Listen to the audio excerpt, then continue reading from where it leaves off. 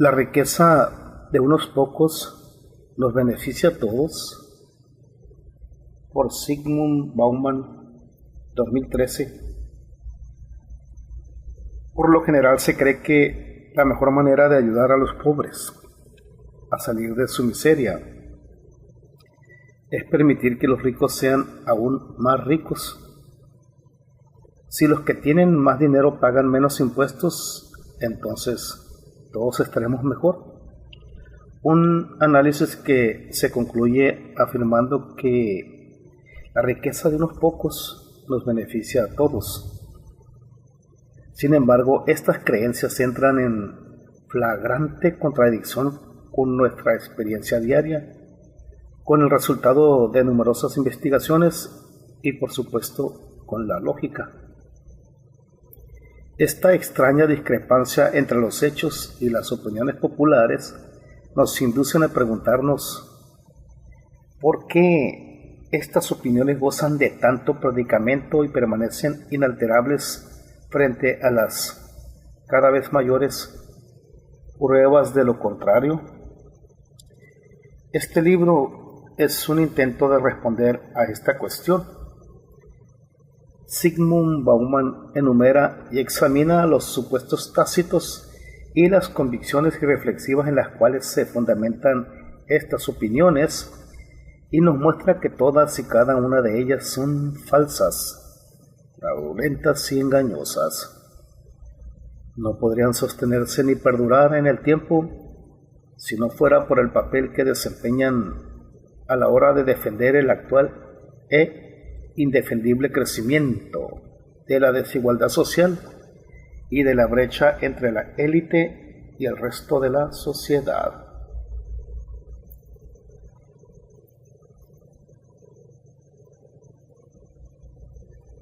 Porque al que tiene se le dará más y abundará, y al que no tiene, aun aquello que tiene le será quitado. Mateo 13:12. Donde quiera que hay gran propiedad, hay gran desigualdad. Por cada hombre rico debe haber por lo menos 500 pobres. Adam Smith.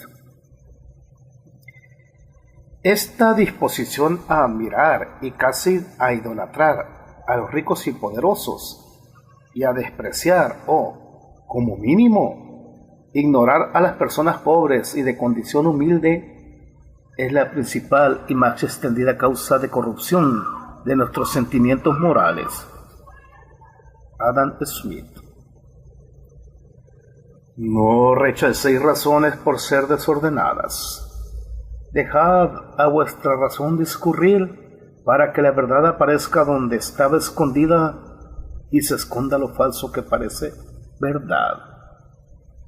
Shakespeare, medida por medida. Página 6. Introducción. Un estudio reciente del Instituto Mundial para la Investigación del Desarrollo Económico de la Universidad de las Naciones Unidas afirma que en el año 2000 el 1% más rico de la población poseía el 40% de los activos globales y que el 10% más rico de la población poseía el 85% del total de la riqueza mundial. La mitad más pobre de la población adulta mundial poseía por su parte el 1% de la riqueza global. Esta, no obstante, no es más que una instantánea de un proceso en curso. Diariamente aparecen noticias aún peores para la igualdad mundial y por lo tanto también para nuestra calidad de vida global. Y la situación no hace sino empeorar.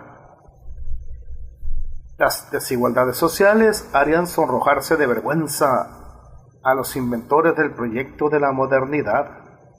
Concluyen Michel Rocard, Dominique Bourg y Florent Augagler en su artículo La especie humana en peligro, publicado en Le Monde el 3 de abril del 2011. En la era de la Ilustración, en tiempos de Francis Bacon, Descartes o incluso Hegel. El nivel de vida en cualquier lugar del planeta nunca llegaba a duplicar al de la región más pobre. Hoy, el país más rico, Qatar, alardea de tener una renta per cápita 428 veces más alta que el país más pobre, Zimbabue. Y estas son, no lo olvidemos, comparaciones entre promedios. Recuerden el ocurrente chiste sobre las estadísticas y los pollos. Si mi vecino se come 2 pollos y yo 1 a la semana, el promedio estadístico dice que cada uno de nosotros nos comemos pollo y medio a la semana.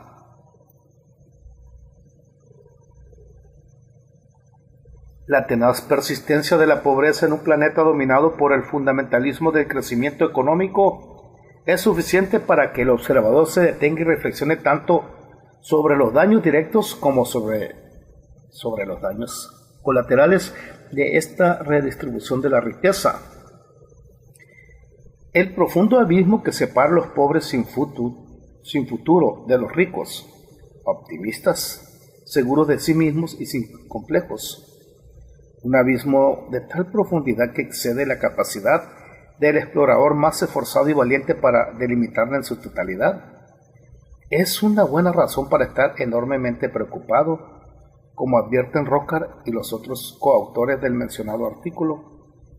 La primera víctima de esa profunda desigualdad será la democracia, a medida que todos los bienes necesarios, cada vez más escasos e inaccesibles para la supervivencia y para llevar una vida aceptable, se conviertan en objeto de una rivalidad encarnizada y quizás guerras entre los que tienen y los que están desesperadamente necesitados.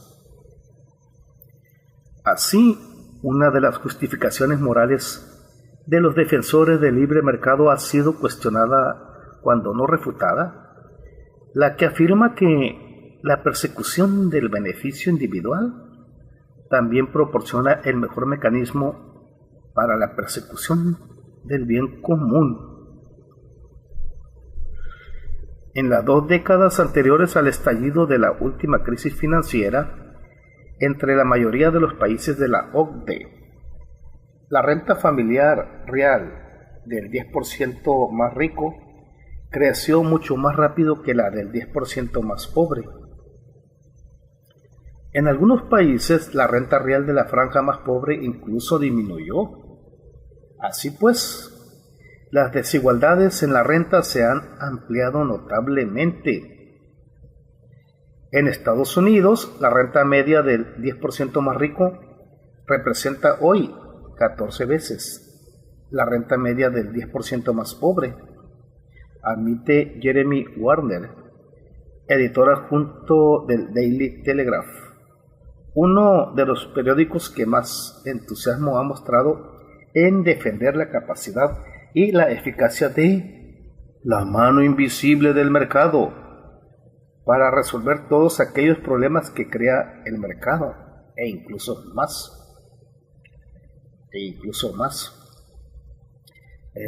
Y Jeremy Warner añade: el aumento de la desigualdad en la renta, aunque obviamente resulta indeseable desde una perspectiva social, no resulta tan importante si todo el mundo se hace más rico a la vez.